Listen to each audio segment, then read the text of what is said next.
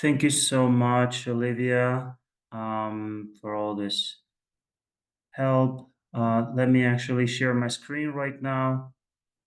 Just a second.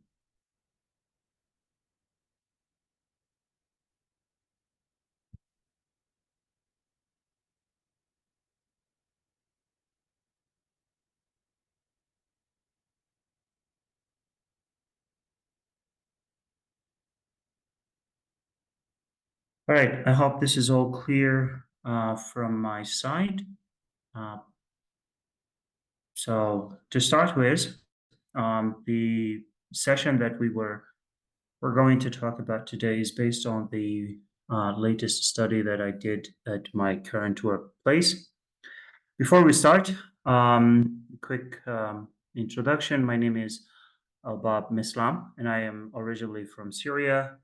I grew up between Syria and Dubai, by the way, and I have a BA in English language and literature, and at the same time, I have also a master's in ELT and another master's in TEFL from the American University of Armenia. Currently, I work as an ESL instructor at the American University of Central Asia in Bishkek, Kyrgyzstan. This is where I'm calling you from, and I hope you're all having a good day and you're having a fruitful experience at the conference. My session's title is actually Whose Class Is It Anyway? We focus on improving oral skills and willingness to communicate through improvisation. For today, we're going to focus on the following points: the drama-based approach, or DPA, and L2 oracy. Also, students' L2 willingness and L2 willingness to communicate and its effects, how it's affected by drama-based approaches. The current study framework, also the research gap and goals, the research questions. Of course, we will finish with the results, the contributions, limitations, and recommendations. And if you still have any questions, do please ask me at the end. Now, to start with, actually, what we mean by drama-based approaches, we have three major types of drama-based approaches. The first one is controlled drama, or what we call scripted drama, where the teacher is the one responsible for creating the whole role play, including the characters, the roles, the transcripts for each character, the settings, etc. So the students have limited to no control over their role plays. However, with semi-controlled drama, students turn to have a little bit of authority over whether their transcript, whether their character choices, or the settings. So that's why it's semi-controlled, or we say it's semi-scripted role plays. The one that we are going to focus on in our session, and the one that the study was actually implementing, is the open communication, or what we mean free um, or no controlled drama or improvised role plays, where basically the students are asked on the spot to perform a certain role play without any preparation, without any rehearsal. So these are actually the major drama-based, the major dramatized approaches. Now, drama has been actually used in the literature extensively, and just quick review of the literature here. We have its effects on L2 oracy, where first it was as a great as icebreaker and a motivation source in the beginning of each class. And also, drama has been influential in improving the students' oral skills, in improving their motivation, and also their attitude to a foreign language or learning a second language. Now, there were actually some limitations. For example, with miming, we usually tend to minimize the use of such drama activities to certain language elements. Sometimes also an completely improvised, dramatized activities can be intimidating to certain students with lower or low proficiency levels.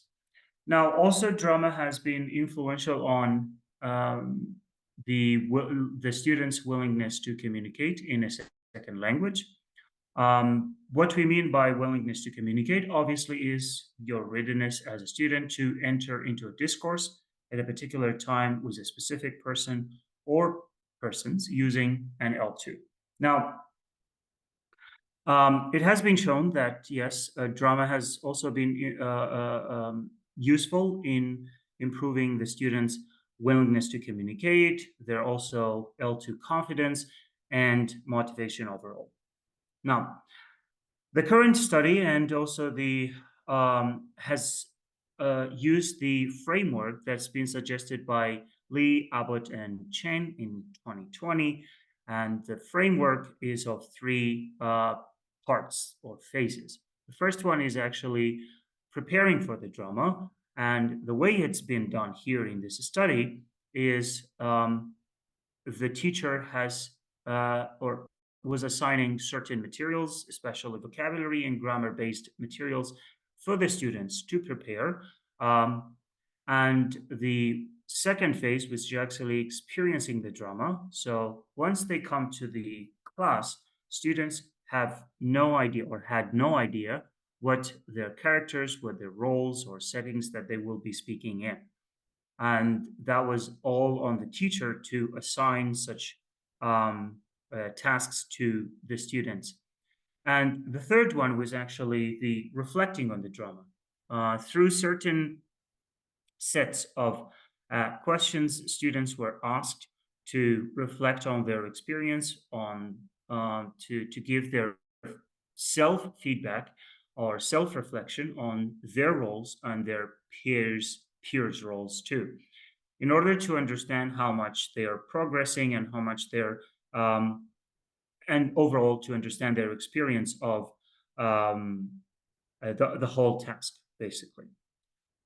Now, the research gap was, sorry, the study was actually stemmed from the point that we noticed some missing incorporation of students' subjective perspectives. So most of the studies, similar studies that have been done, were actually measured according to certain rubrics or certain uh, grades, basically, with minimal exploration and description of the students' opinions. Um, Also, there were little actually use of the improvised or totally improvised role plays, and this is why we focused on this one in this study. Um, so the goal of the study was actually focusing on the first-hand experience of the students of the improvisational exercises, and overall to create and to establish a promoting communicative and interactive EAP classroom. Uh, Overall, also the major factor was, or the major goal, sorry, of the study was to determine the influential factors that impact the students' experience with EAP improvisational exercises, and to notice the areas of change in their language. Now, before we move actually into the results and the study outcomes, I just want to mention that the major material, actually, if we go back to the three phases of the study, when we were preparing for the drama, most of the materials were adapted and adjusted to the students' proficiency level from the show Whose Line Is It Anyway? So that was actually the major source of materials that students had to encounter and to deal with. Now, moving to the results, to start with, before starting with implementing the improvisational exercises, students did a survey on their current L2 confidence and oral skills. And according to the results, as we can see here, the bar chart shows that on average, students' confidence in speaking level was around 3 point out of 5, and same wise for listening abilities at the same time. Now, during the classroom observation, we noticed two major things. Now, the classroom observation focused on the participation of the students, their participation ratio, and as well as the performance. What we mean by performance is their ability to perform the improvised tasks. Now, first thing we noticed actually a positive attitude towards learning English through the improvised activities or the drama-based activities. We also noticed, which was expected as well, emotional insecurities and speaking apprehension, with some difficulty to perform the tasks spontaneously. However, so in the beginning of the study, which was the first month of the study, um, uh, most of the students could cooperate fairly in the improvisations. Half of them could communicate with their peers in pairs or small groups of three, and only a few students were able to ask and express their thoughts spontaneously. Now, thanks to the third phase of the study, which was the students' reflection on each improvisational exercise that they were doing, we managed actually to somehow um, level up their performance. And by the end of the second month of the study, most of the students could interact well in the improvisation exercises. Half of them could communicate with their peers, and also some students were able to initiate the conversation and express themselves spontaneously. At the end of the study, all of the students could cooperate in the improvised role plays and could ask and interact with their peers more spontaneously. Um, Moving on, the major area that we focused on to see what kind of changes actually these improvisational exercises could incorporate. We noticed firstly improvement in oral skills. Um, Very quick, actually, pardon me to forget that actually the study was employing around 30 students. Um, and so the study is actually very small, but this was actually the available subjects to employ at that time. So the improvement in the oral skills, we notice that students said they noticed that improvisational exercises were effective to very effective. The great majority of them, they were very useful in improving their oral skills. Now, moving to their second language confidence, we noticed that also students uh, mentioned that improvisational exercises were very made them much more confident in particularly speaking English. Now, moving to L2 motivation, as we can see, also similar opinion has been reported by the students that they found the improvised role plays very motivating to very motivating for them when speaking in second language in English, basically. Now, their overall willingness to communicate in a second language also shown some major change. Some students reported that they have noticed somewhat change, which is a minor change in their opinion, to a very significant change in their ability to communicate in English with their peers and also with some other foreigners around. Now, after actually the students did the post-intervention questionnaires, they were set to certain interviews. We did around 18 interviews. And the themes that we came up with from the interviews were focused on also very similar uh, patterns. We noticed, firstly, the confidence boost, the positive transformation through lessons. We also noticed enhanced communication and speaking pace. We noticed immediate speaking skills improvement. Some of the comments from the students at that time, as we can see, improvisation games are so helpful because day by day I'm opening myself on stage while I'm speaking. I think I've become more confident in speaking, even if I'm not speaking correctly. I'm not ashamed to express my thoughts. Um, Also, before I had a fear that people won't understand if I speak English now and skin. A very quick comment here. One of the major problems I think the study faced in the beginning was actually students' attitude to such types of activities was that, oh, well, actually, I'm making a lot of mistakes. Does that make me a good student? Does that mean I'm actually doing something good? They they took some time actually to understand that yes, in order to perform a good improvised role play, you have an inherent part of it is actually to make mistakes so you can be funny. So whose line was it anyways? This show was very new to them uh, as a concept and as a concept of a show and as also a type of material that they've been using in their classroom.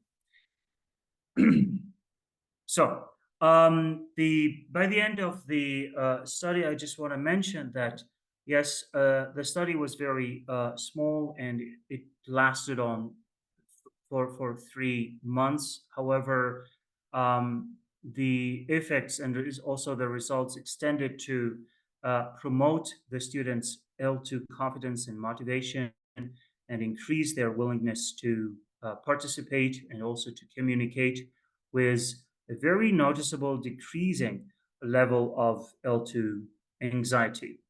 Now, also, this study, I think, adds to what's been done before on how to incorporate authentic and novel materials on, such as the drama or the improvised uh, I'll say this, the improvised content from the show, Whose Line Is It Anyway? So such a study actually also shows that, you know, such materials can be tailored, can be directed in a way to adjust in a way to students' learning, um, language learning success overall.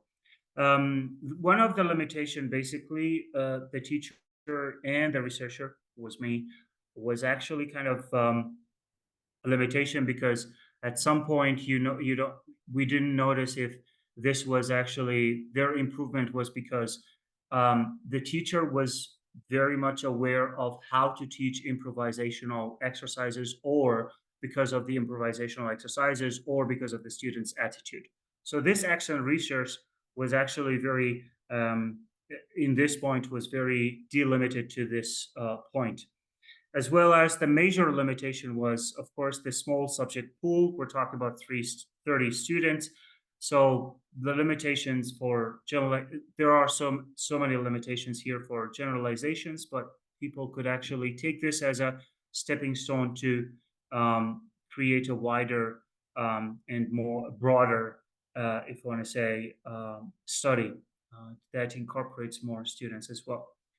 Now, a very essential point that I would recommend to anyone would incorporate such, I would say, foreign materials to students to their students is actually to be aware, firstly, of their language level, but more importantly, of the cultural and personal backgrounds of the students. Because the study was done with 30 students from different Caucasian countries. We're talking about Kyrgyzstan, Kazakhstan, Tajikistan, and some people from Afghanistan and India. And obviously, they all had different cultural perspectives and attitudes to the show itself and to the materials that's been used. So it's very important to to choose the most suitable um, and appropriate, basically, materials that students could find um, both helpful and useful, and at the same time appealing to them on a personal and cultural level. So that's a very important point here to mention. And by that, I would like to say that this was actually the end of my presentation. I'm now open to any questions if, yeah.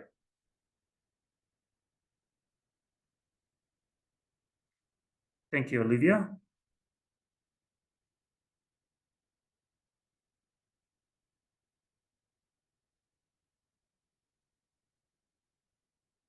Thank you.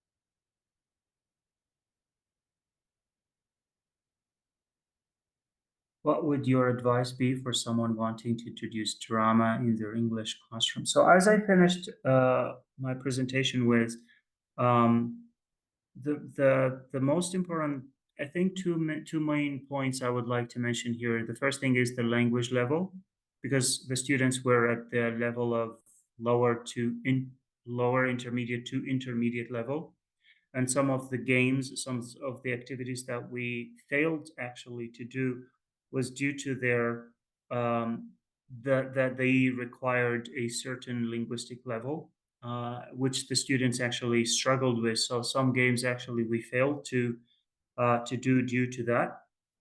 The second thing is, of course, you have to be very aware of what certain of social, cultural background these students come from, and would it be actually suitable for them to perform or not. So I think these are the two main things that um, uh, teachers have to be aware when introducing it.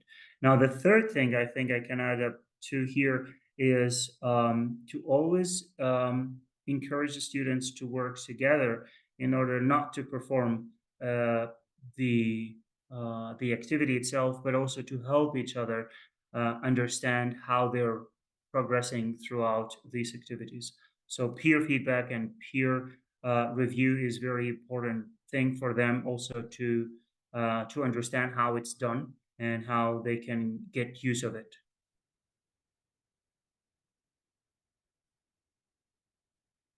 Um,